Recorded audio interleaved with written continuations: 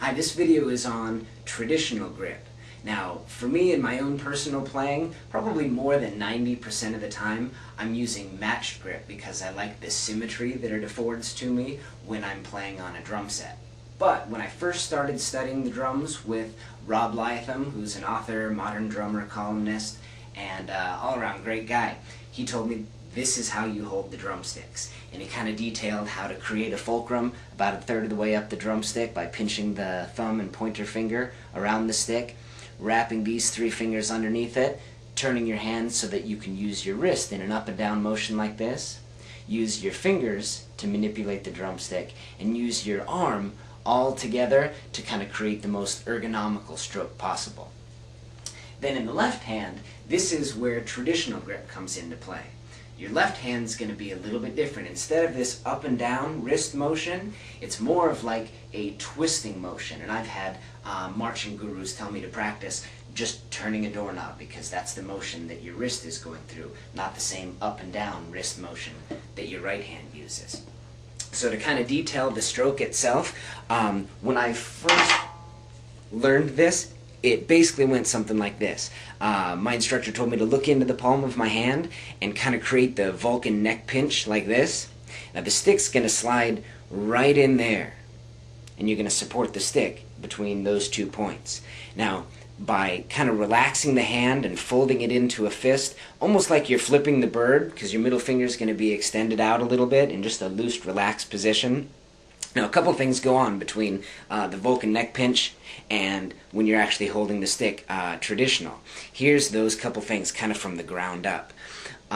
You're going to create I call it the unifinger, right between your pinky and your ring finger. You're going to kind of curl them at a 90-degree angle and pinch them up together so that your pinky is kind of supporting your ring finger. That's why I call it the unifinger. They're both serving the same purpose but supporting each other in that job. Here was the awkward part for me, at least.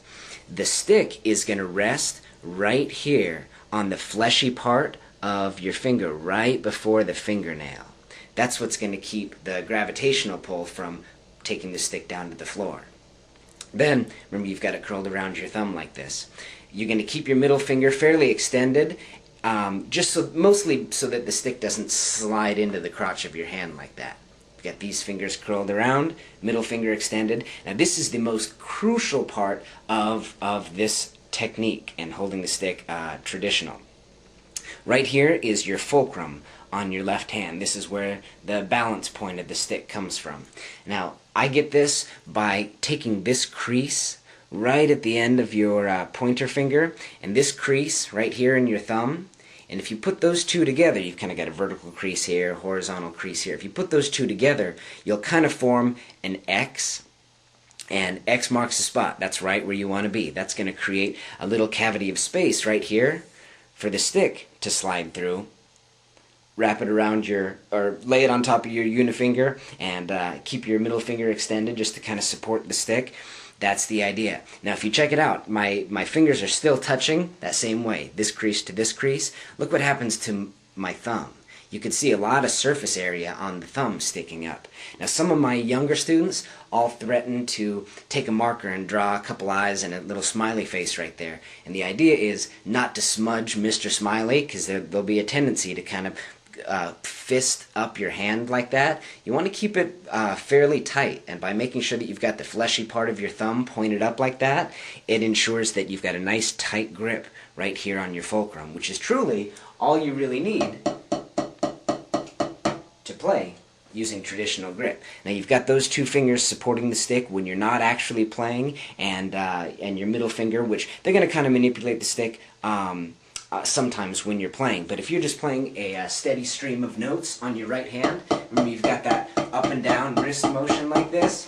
In your left hand, when you do the same thing, there's your doorknob twisting motion. And I'm going to speed it up just a hair. Watch what happens in my left hand. You can see the unifinger kind of drops out a little bit. Again. Then it's going to come right back into position again.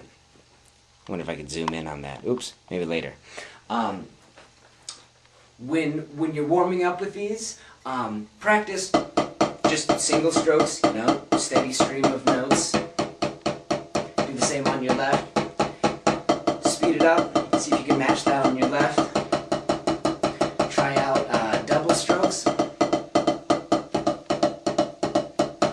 strokes, etc., paradiddles, accents, flams, all the stuff that you could play using traditional grip, you could also use, match grip, you can also use traditional grip for.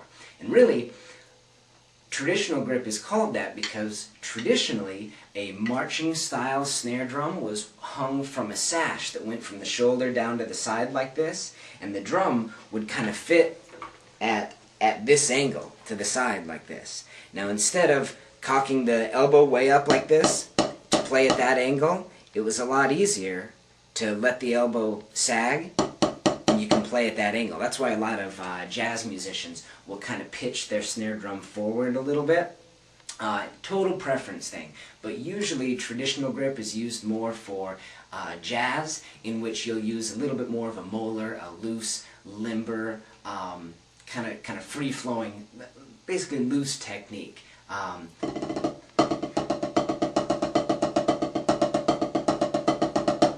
Versus traditional marching technique, and usually it's been adapted to have a flat surface, tabletop surface. So, and it's usually a lot more regimented, a lot more staccato, a lot more control issued over the sticks. So anyways, whatever your own style is, just because it's hard to pick up the sticks and assume this position naturally, just kind of check out my hand from different angles. This is kind of how I approach traditional grip. Hope you found this helpful. Come back and see me again. Practice.